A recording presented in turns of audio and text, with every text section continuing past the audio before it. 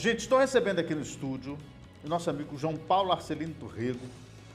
Ele é diretor do Instituto Federal do Estado do Ceará, com campus ali em Boa Viagem, mas ele está em Boa Viagem a trabalho, mas ele é filho mesmo, é de São Miguel, aqui no distrito de Quixeramobim. E ele veio lançar essa semana aqui na nossa cidade esse livro e vem adiantando já o assunto aqui no Ponto de Vista. O livro chama São Miguel, Sertões, Pessoas e Histórias. E ele traz um trabalho muito bonito e importante sobre a construção histórica desse importante distrito, que é um dos maiores distritos aqui do município de Quixeramobim. Inclusive, professor, esse ano é ano de eleição e a disputa no São Miguel é sempre muito acirrada, apertada. É um distrito onde os candidatos andam muito porque tem muita gente por lá. E, obviamente, onde tem muita gente, tem muitas demandas, tem, enfim, muitas soluções para serem apresentadas. E é um distrito que tem essa presença muito forte, em colégios eleitorais muito forte. E é a segunda vez, professor, já lhe confessando isso, que eu recebo alguém que traz um livro que conta a história do seu lugar. A primeira pessoa que eu recebi foi uma professora lá do distrito de Damião Carneiro, que ela fez o mesmo trabalho que o senhor fez, que é contar a história do seu povo, do lugar onde ela nasceu. E agora o senhor vem com a história de São Miguel, e que todo distrito tem essa oportunidade de contar a sua história, porque tem uma frase do Galeano que diz que para a gente, é preciso a gente conhecer, oh meu Deus, eu não vou saber dizer a frase corretamente, mas em resumo ele diz que é preciso a gente conhecer, para viver o presente é preciso que a gente conheça o passado, né? Então a gente precisa conhecer bem essa história. E o senhor preparou esse livro e veio lançar essa semana, né, professor? Boa tarde, seja bem-vindo, tudo bem? Boa tarde, Alexandre, boa tarde a todos que fazem essa emissora fantástica. Quero agradecer o espaço aqui. É a segunda vez que eu estou, a primeira na pandemia ainda, mas estávamos falando sobre os Profetas da Chuva, que nós organizamos na cidade de Tauá, então é o encontro dos Profetas dos Inhamuns. Então, para mim é um prazer enorme estar aqui contigo. E quando se fala desse livro aqui, é um livro que traz uma trajetória cheia de emoções, porque eu passei cerca de 3 anos, obviamente, inspirado pela minha mãe. Minha mãe é professora de São Miguel, Dona Francisca, Arcelino, Dona Francisca Baia, e ela, como dona de cartório, sempre teve muita ligação a nomes, às pessoas, diferentemente das gerações de hoje, que você não consegue conversar 10 minutos para dizer assim, olha, você é meu primo, é filho do meu tio, e as pessoas não se interessam mais por isso, e ela sempre se interessou, e depois eu herdei isso, né? E eu encontrei essa pasta da minha mãe repleta de joias, de histórias. Eu sou um devoto das histórias sertanejas contadas naqueles alpendre da boca da noite. E sempre tive muita ligação a isso, né? Então, o livro São Miguel, Pessoas e Histórias, traz um conjunto de informações que é como se fosse a minha responsabilidade ou a responsabilidade das pessoas do lugar de contar a sua própria história para que ninguém venha e depois conte. Então, acho que é importante que esse livro ele inspire outras gerações a continuarem essa história, porque esse aqui é um recorte. Então eu trago muito forte a história do sertanejo, eu trago muito forte uma pegada das características do sertão, da região do Sertão Central, da região de São Miguel. Pergunte a qualquer estudante do ensino básico, da 7ª, 8ª série, e pergunte assim, rapaz, qual é o principal rio que abastece o açude de São Miguel, que é o maior patrimônio daquela região? Ele não vai saber, aqui vai estar descrito. Então eu trago muito forte isso, o sertão, não como espaço geográfico, mas com um ser que nos inspira, que traz sensações, e os alpendres sertanejos traz tudo isso. Então fui inspirado primeiro pela minha mãe, depois pela responsabilidade de contar a história do lugar que eu nasci. E é muito importante esse contar histórias, porque através dessas histórias você acaba se reconhecendo. A minha avó também tem muito disso, cara. É uma senhora de 83 anos, 82 anos. Mas se você disser assim, fulano de tal, ela vai buscar o primo, o irmão, o parente, o que morava vizinho, que não sei o quê, não sei o quê. Tem uma habilidade tão interessante de você buscar essas pessoas e essas ramificações familiares, que isso é muito interessante, sabe? É muito legal. E é sempre muito bom ouvir essas histórias. Eu imagino que dos documentos que você pegou de sua mãe, vieram muitas histórias através desses documentos sobre esse distrito, né? Foi um alicerce primordial, mas é importante dizer também o quanto outras pessoas contribuíram que se sentiram sensibilizadas. Sim. Preciso aqui dar o meu agradecimento especial, Zé Maria Pimenta. Faço questão de contar as histórias dele aqui. Pedi autorização e ele me autorizou. Então, desde a história da barragem, que vocês sabem que tem conexão com o açude do São Miguel, né? A Cega Deraldo, né? Juscelino Kubitschek. Rapaz, ele contou isso, inclusive no dia que a barragem sangrou, ele estava lá, ele contou essa história lá no eu fielmente, telespectador, assisti. E aí eu já sabia disso e tem a relação com o açude de São Miguel. Tem aqui os aspectos geográficos do sertão. Faço questão que no primeiro capítulo traga essa identidade para o leitor. Rapaz, que árvores é que nós temos aqui? Quais são os rios que abastecem São Miguel? Que tipo de relevo tem? Quando meu pai diz, graças a Deus, fechou a rama em novembro, o que isso significa? Então, o primeiro capítulo eu trago esses elementos. Segundo capítulo, eu digo que todos esses elementos, eles foram o que o colonizador encontrou. Imagine que as colonizações vieram da praia para os sertões, né? Então, nesse segundo capítulo eu digo, de costas para a praia, olhando para o sertão. O que esse colonizador viu? Então ele viu vegetação, ele viu um relevo desafiador, mas viu um fio condutor primordial, a água. Então vem Jaguaribe, Rio Jaguaribe, afluente do Jaguaribe, Banabuiú, afluente do Banabuiú, Xeramubim, e afluente do Xeramubim, o Caraúna, que dá origem a São Miguel. Então o documento mais antigo que eu encontrei traz o Riacho Caraúna como um balizador, né? Como uma localização de quem comprou aquelas terras ou quem requereu ao capitão da capitania hereditária, né? Então, inclusive relaciono de costas para a praia olhando para o sertão, por que o animal ele foi tão importante na colonização dos sertões? Aí eu digo, olha o nome das localidades: Malhadinha, Vaca Morta, Lagoa Cercada, Passar das Pedras, olha, tudo em torno de São Miguel, ali, tudo referido à pecuária. Então, primeiro entrou o animal, depois entrou o homem. Isso é importante, está relatado no segundo capítulo. No terceiro capítulo, eu falo da nossa pioneira. Eu já adianto aí para você que está nos assistindo, que nós temos uma mulher protagonista do desenvolvimento de São Miguel. Uma viúva que, ao se ficar viúva, ampliou o seu domínio, requereu mais terras ao governador da província, ocupou, criou animais e fez questão de deixar tudo para uma filha. Talvez a gente esteja falando que seja uma espécie de feminismo rudimentar. Olha, eu estou falando do século XVIII, 1785. Então, isso não era comum acontecer com uma mulher. E essa mulher foi uma protagonista. Eu trago toda essa história da nossa pioneira. E eu preciso agradecer o Carlos César, historiador fantástico, que me ajudou, que escreve esse capítulo junto comigo.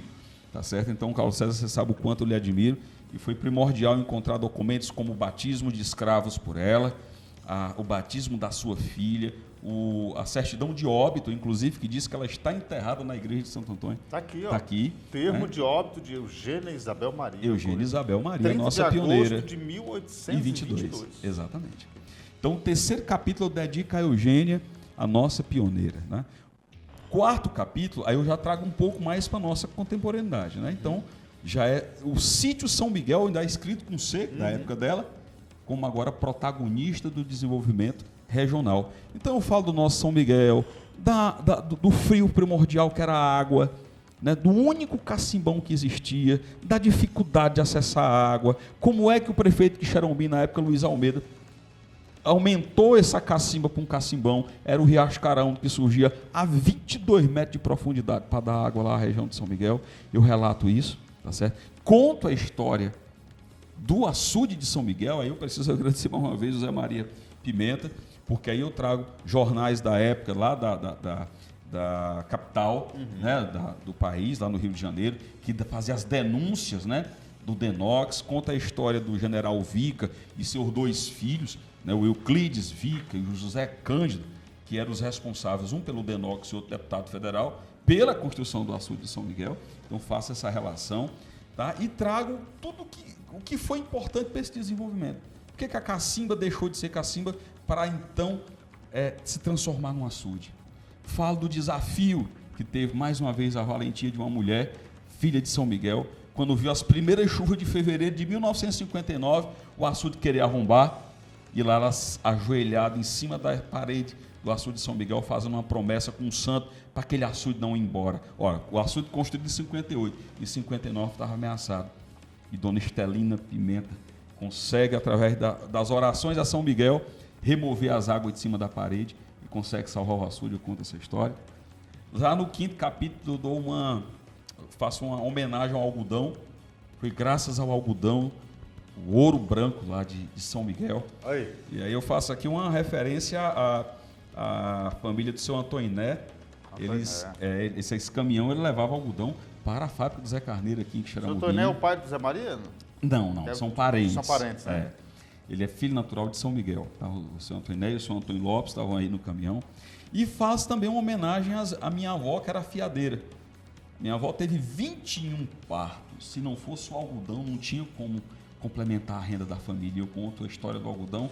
Quando se apanhava o algodão mocó, é quando os noivos casavam, era quando se construía as casas, né? E por último eu trago a contribuição primordial da minha mãe, que é o capítulo 6º, que diz o seguinte: São Miguel, mãe de outras terras e de várias gerações. E eu trago algumas colaborações icônicas que nós tivemos, seu Chaga Manso, seu Quinô Manu, lá da Várzea do Meio, né? O seu Otávio Manu da Santa Isabel, a professora Darlene, que me inspirou a escrever o livro, né, com seu projeto Identidade. E por fim, eu faço um pedido, que as pessoas que se reconheçam nessas gerações, elas possam me procurar para que eu continue contando a nossa história. Eu trago uma árvore genealógica das famílias que hoje... Eu já ia fazer essa pergunta. Olha que legal, gente, ó.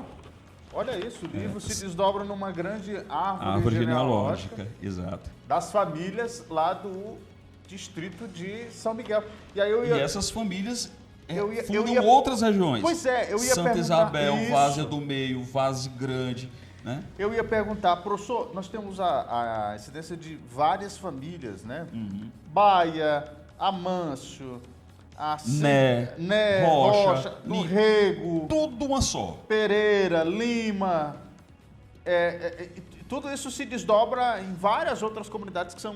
Vou só chamar a atenção para esse casal. A Luísa Regina de França para o Manuel Arcelino do Rego. Desse casal sai São Miguel, Lages, Jatobá, Santa Isabel, Várzea Grande, Várzea do Meio. Então, a partir desse casal aqui, vocês vão ver várias localidades sendo criadas pelos seus filhos.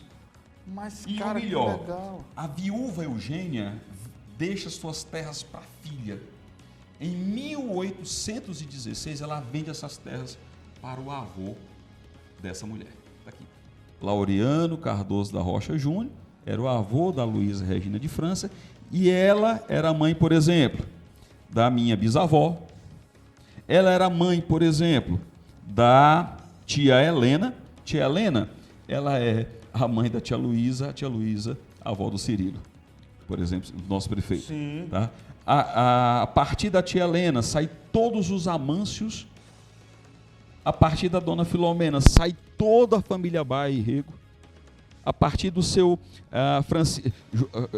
Francisco Assis da Rocha, sai toda a comunidade dos Assis. E aí vai cada filho. São 11 filhos, somente um não casou, que foi Isabel, mas todos os outros 10 criaram localidades. Então, um livro que eu fiz esse recorte, Alexandre, que eu tenho certeza que a população de São Miguel vai se sentir muito, vamos dizer assim, vai se identificar nas páginas de São Miguel, Sertões, Pessoas e Histórias.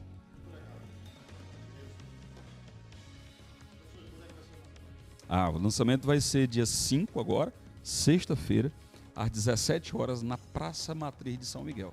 Então vamos estar lá num evento, assim, eu tinha um sonho de lançar esse livro ao redor de uma fogueira de São João, debaixo de um alpendre sertanejo, era o que eu mais desejava, mas já passou o São João, a gente vai levar lá para esse ícone que é a Igreja de São Miguel. Então dia 5, sexta-feira, às 5 da tarde, às 17 horas, nós estaremos lá na Praça de São Miguel, lançando esse livro, que conta parte da nossa história, lembrando que Meu sonho é que esse livro inspire outras gerações a continuarem contando essas histórias, porque é isso que faz que um povo tenha essa memória. Então, o que minha mãe fez e me inspirou, que eu possa inspirar outras gerações. Esse é o meu desejo. 5 da tarde, exatamente. Muito bem, agora sim chegou. Então, sexta-feira, 5 da tarde, Exatamente. lá na praça Da Igreja Matriz de São Miguel. da Igreja Matriz lá de São Miguel. Ô, professor, e quanto custa o livro? Hoje está em torno de R$40 R$40. a publicação. Eu vou fazer a doação de 50 exemplares para as escolas da região. Perfeitamente. Então, quero agradecer muito aqui a secretária de Educação, a Sandra, agradecer muito ao Célio Neto, foram pessoas que me ajudaram muito nesse percurso. Não é fácil publicar um livro, não é barato publicar um livro. Que não. Então, agradeço por tabela o prefeito Cirilo Pimenta, que nos ajudou muito, até porque a história dele está aqui também. Então, assim, se não fosse esse apoio institucional, porque eu disse, Sandra, eu gostaria que esse livro se transformasse num livro de pesquisa nas escolas. Eu já ia falar, isso aqui, até são professores que estejam nos ouvindo, sobretudo professores também das escolas ali do entorno, né? Do distrito. Porque isso aqui é um material, gente, riquíssimo, que conta a história de vocês, né? É importante estudar a história do mundo, a história do Ceará, mas estudar a história da comunidade de vocês. Eu acho que, inclusive, os meninos de lá deveriam ter uma disciplina específica para aprender a história do próprio lugar. Tem história regional. Até o dia de hoje, não tinha nenhuma bibliografia que pudesse ser consultada. Então, agora tem. Agora tem um riquíssimo material que ajuda a contar essa história maravilhosa do distrito de São Miguel. E olha, em primazia, viu, gente? Com a árvore genealógica e a construção importante da história desse distrito. Ô, professor, me diga uma coisa. Houve um tempo em que se discutiu, inclusive houve campanha e tudo mais, da possibilidade do distrito de São Miguel se emancipar. O que o senhor acha disso? Eu acho que já está passando do tempo. Eu sou um apoiador da ideia. Eu sei que a própria Assembleia Legislativa do Estado do Ceará possui um entendimento de não criação de novos municípios, até por conta dessa fragmentação política que não é desejada em algum momento, né? Mas o Ceará tem grandes distritos. Você pegar Mineirolândia, a própria Santa Cruz do Banabuiú, Pedra Branca, outros distritos grandes. Água do Mato aqui na Itatira. Água do Mato, Itatira, exatamente. Imagine que São Miguel concorreu na época com São Luís, que hoje é Ibaretama, com Madalena, né? Então, hoje São Miguel reúne algumas características importantes. Primeiro, né, várias localidades têm acesso à sede via São Miguel. A paróquia hoje tem mais de 50 igrejas associadas a essa paróquia. Então tem um território farto, um potencial pecuário importante, uma vocação, tá, pecuária interessantíssima que gera recurso através do leite, da ovelha, da cabra, do mel. Tá certo? E eu sou um defensor, não escondo isso de ninguém. Não, nada de um sentimento separatista, muito pelo contrário. Mas por ser filho de São Miguel, eu escutei muitas pessoas falarem, rapaz, quando é que São Miguel será uma cidade? E espero um dia poder contribuir, pelo menos o primeiro passo agora eu conto. Pois é, rapaz. Essa história aí. Reconhecer essa história já é um primeiro importante passo. Tá aqui, ó, Distrito de São Miguel. Esse lembra de um filme também, tem um filme muito legal, que é o Narradores de Javé. Você já ouviu falar nesse filme? Fantástico. Para quem não ouviu falar, a história de vamos construir um açude grande para fazer uma hidrelétrica lá, um negócio de energia. E vão aí inundar lá a comunidade de Javé. E aí, qual é o que é que a sugestão é feita lá para evitar que a comunidade seja inundada? É que eles construam em um livro, coloquem as histórias de Javé para que as pessoas reconheçam a importância daquele local. E é isso mesmo, é como os narradores de Javé, você ter a sua história escrita. Isso aqui é um projeto de pesquisa para a eternidade, professor. O senhor tem senso disso que no futuro várias outras gerações irão beber desse seu material aqui. Você tem noção de que esse trabalho é um trabalho histórico importante? Eu tenho mais noção do que eu gostaria. Era que ele inspirasse outras pessoas a escrever. Isso aqui é um recorte. Existem muito mais histórias a serem contadas. Os alpentes sertanejos ficaram desabitados com a tecnologia. É verdade. Então, eu faço questão de dizer isso porque eu sou tomado pelo sentimento que o sertão traz. Quer ver? Vou levar vocês aí para uma manhã sertaneja. Quem estiver me ouvindo vai se lembrar. Então, O zoar da biqueira desperta, o quebrar da barra chegando, pela resta, o sol vai entrando, na cuia o tinido começa. É a semente botada depressa, a escolha é feita aos pouquinhos. Num bornal, o milho e o gigilinho, num canto vão se acomodando, junta-se o enxadeque e o pano, dá rodio o conforto sem fim.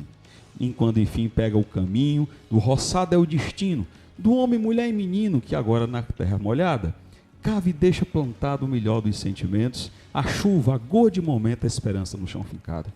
E quando volta para a morada, para poder enfim descansar, vem no pedido, na cabeça e no pensar, que amanhã acorde com as goteiras e com a cantiga das biqueiras ser um novo dia para plantar. Então olha como o sertão entra na gente e você se lembra do dia de uma planta que se acorda pelo tinido. Não sei qual a criança tem, eu me lembro disso, sabe, meu Deus, hoje é dia de plantar, que eu já estou escutando as coisas aqui dentro de casa.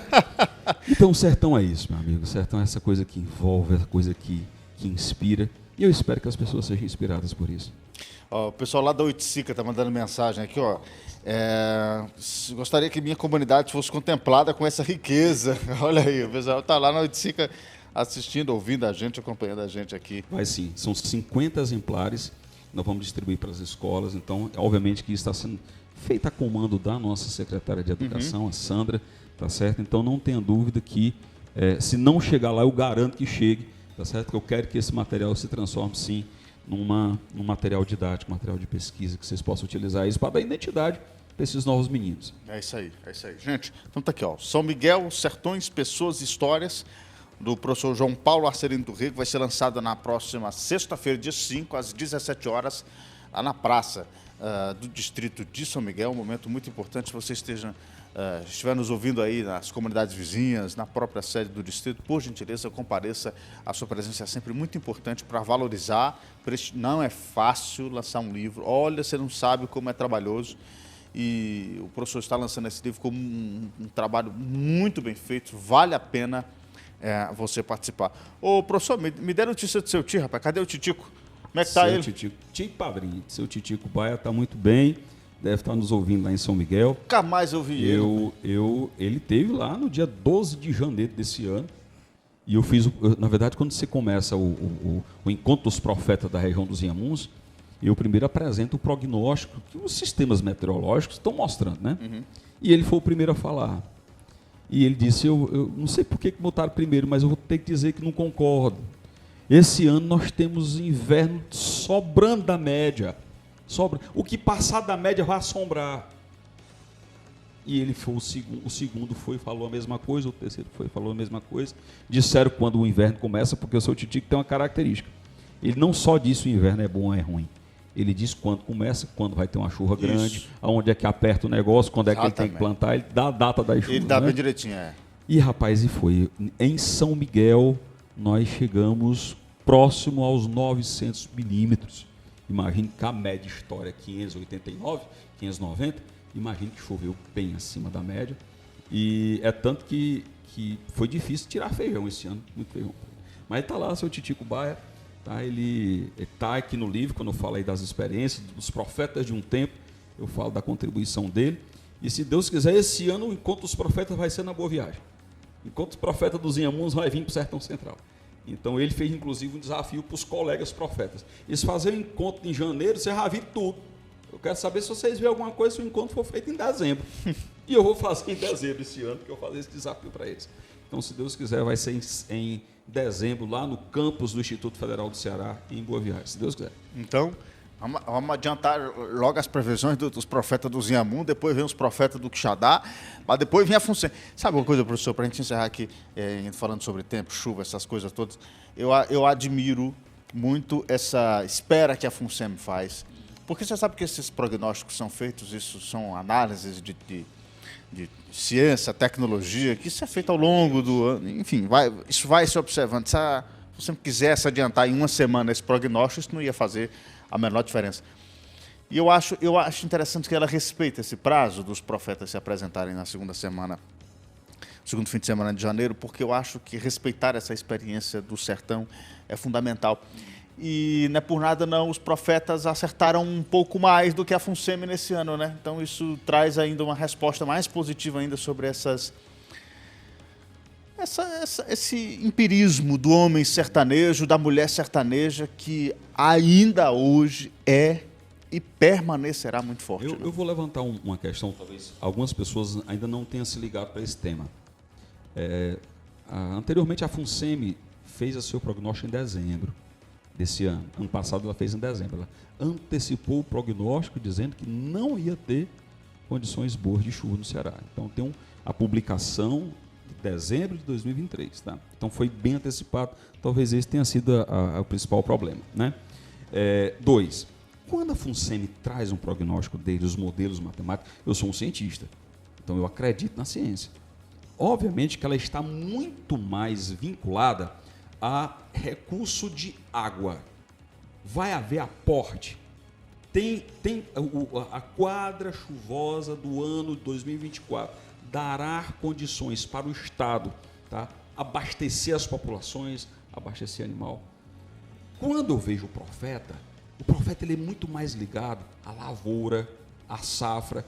Pode prestar atenção que todos os prognósticos do profeta têm relação à produção do milho, produção do feijão. Então, é muito mais vinculado à sua sobrevivência, porque isso é uma herança. E quando não tinha uma televisão, uma internet para eu verificar. Então, o profeta ele aprendeu, sem saber o que é estatística, a correlação, repetibilidade, regressão, sem nem saber o que é. Ele disse, olha, toda vida que esse fenômeno acontece, tanto tempo depois, a resposta é essa. Para a minha principal devoção a esses homens e mulheres era a capacidade de observar, guardar o dado e correlacionar. Isso é um patrimônio cultural. Uhum. E quando se fala de profeta, eles nem têm vontade de dizer que são profetas. Eles chamam de observador da natureza, que a gente não profetiza nada. Mas tem um senhor, por exemplo, o seu Pedro Maranguape, de Boa Viagem, ele cava 1 metro do chão, vai para dentro do chão e sente como é que está a temperatura da Terra em setembro. Como é que esse homem, muitas vezes desprovido, né, de letramento, consegue ter uma inteligência deste nível e diz, olha, rapaz, a Terra está pedindo chuva, chove cedo, porque eu fiz isso. Então, assim, é uma herança fantástica, talvez seja a expressão mais fiel, né, do conceito de sertanejo, era fazer das fraquezas força, quando não tinha ninguém para amparar. Então, lembre-se bem disso. A FUNSEMI, quando faz esse prognóstico, eu vejo ela muito mais ligada a abastecimento de água. Rapaz, vai ter recomposição dos açudes, né, dos grandes reservatórios, e quando eles fazem, eles dizem, olha, vai ter um bom inverno, vai tirar bom legume, é muito mais ligada à subsistência, à produção de um alimento. Tá entendendo? Então, eu consigo, assim, muito claramente dividir essas duas questões. E é muito interessante como essa capacidade de conhecimento, né? Porque a ciência ela usa a matemática, a física, enfim, usa a tecnologia, hoje em dia ainda mais, a inteligência artificial, que nos ajuda, os satélites e tudo mais. Mas como é que o cabo olhando uma casa de João de Barro vai saber se vai chover ou não? É um desafio, assim, muito... A inteligência humana, muito grande, né? Como é que a dona Lurdinha, que ela observa a pedra de sal, é interessante demais, rapaz. E a mulher acerta. Inclusive, no livro eu falo assim, o próprio Patativa do Assaré, na voz do Luiz Gonzaga, eterniza as experiências. Sabe, prestou atenção? A 13 do mês ele fez experiência, perdeu sua crença nas pedras de sal. E fala triste, partida ainda da Barra do Natal, né? Ou seja, olha como é eternizado isso aí. Olha como vem de uma gênese, né? Não tinham nada. Agora eu me apego a alguma coisa. Então, assim, seu tio Tico Baia disse, olha, por que vocês não observam? Eu digo, meu tio, me passe os sinais. Esse passo não que você não observa, passa às vezes o sinal da sua frente, você não sabe o que é. Mas deixa eu contar uma história bem rapidinho. Eu estava deitado aqui numa rede, tinha um pote aqui nessa biqueira, no mês de setembro. E uma gata tinha tido neném dentro desse pote. Eu estava deitado aqui, com um pouco essa gata corre, pula dentro do pote, pega o gatinho pelo colarinho, corre. E eu chamei a minha esposa, ele dizendo, vem ver aqui, isso o quê? Venha ver aqui, a gata ir buscar o segundo, tá lá dentro. Esse daqui para de manhã chove. Antes de amanhecer o dia, estava o pote esborrotando pelas bocas. Ou seja, existe alguma sensibilidade, algum sinal que aquele felino captou, se ele tivesse deixado a sua descendência, que é quando ele consegue perpetuar a sua espécie, naquele local ele ia morrer afogado. Quer ver outro exemplo? Tsunami da Ásia, 2004, se eu não me engano. ele tinha tsunami gigante. Sim. 4 horas antes das ondas chegarem, elefantes, tigres, ursos que estavam nos zoológicos ficaram enfurecidos, quebraram as grades, os que não conseguiram quebrar morreram afogados. Então eles têm sensores que detectam isso. Obviamente que eu estou falando de horas, né? De horas. Então o que o homem fez? Começou a observar um inseto, observar um animal, observar uma estrela, observar a lua, observar uma nuvem, o vento geral, e começou a correlacionar. Isso é que me deixa mais encantado. É a capacidade de correlacionar, porque observar o fenômeno é uma coisa, mas saber o que ele significa é outra. E correlacionar isso com se vai chover ou não. Ou se vai chover ou não. Eu já entrevistei o cabo no Quixadá, professor, que eu fiquei assim intrigado. O cabo observa vento. Como é, meu Deus, que um homem numa faculdade vai ensinar a observar um vento? Não consegue não, meu povo. Se não for no sertão todo dia e sentindo aquilo, não tem faculdade que ensine isso não, homem. E eu tenho que mandar meu abraço para o Helder Cortez, que é um grande entusiasta disso, é o meu apoiador. Mandar um abraço para o nosso diretor do IFCE Campus Tauá, que abriga o Encontro dos Profetas da Show, o professor Alves Neto. E a gente se reunindo e conversando sobre isso, e dizendo assim, vamos manter, é o que importa. Me preocupa uma coisa, essa geração está morrendo. Pois é, continuidade. E aí tem que ter a sensibilidade. Talvez nós dispersamos a nossa capacidade de observação diante de tanta coisa que tem na nossa mão. A gente se perde. Esses homens estavam num alpendre sertanejo, olhando o vento. O vento geral, quando chega, ele sobe pelas grotas. E quando ele completa 6 meses, começa a primeira chuva. Olha só. Agora, quando é que ele chega? Como é que o cara observa? Por que não é um vento qualquer? Ele disse, não, o geral, ele sobe primeiro nos riachos. A primeira árvore a balancear que está dentro de um riacho.